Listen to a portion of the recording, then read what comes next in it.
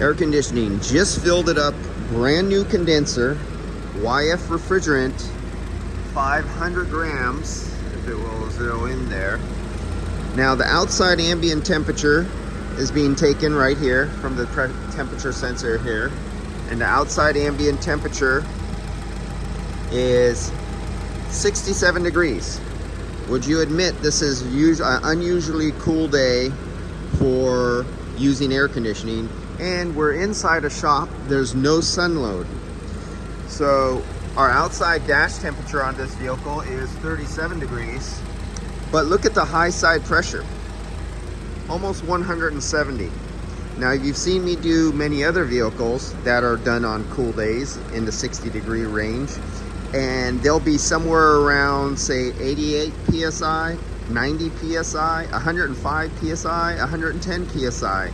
But why is this vehicle 166 PSI on the same cold day? Because that's what the manufacturer has programmed. The algorithm, the software with the sensors, this is how this vehicle operates. This vehicle in a 60-degree day, 67-degree day, is here.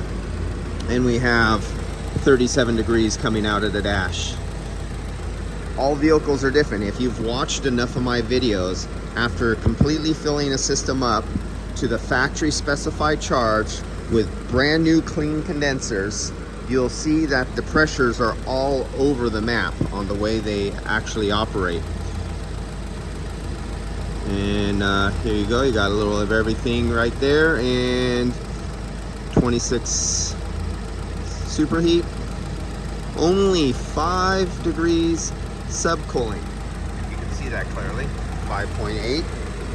And does this have an internal heat exchanger?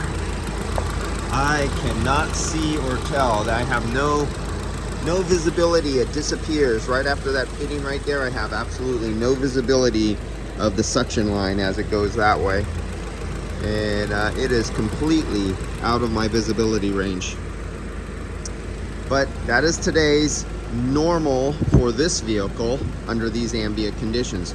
No sun load, only 67 degrees, and we are somewhere in the 160, and it went as high as 170 PSI for those who like PSI.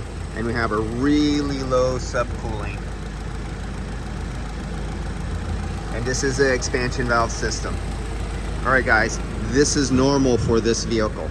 I'll see you later.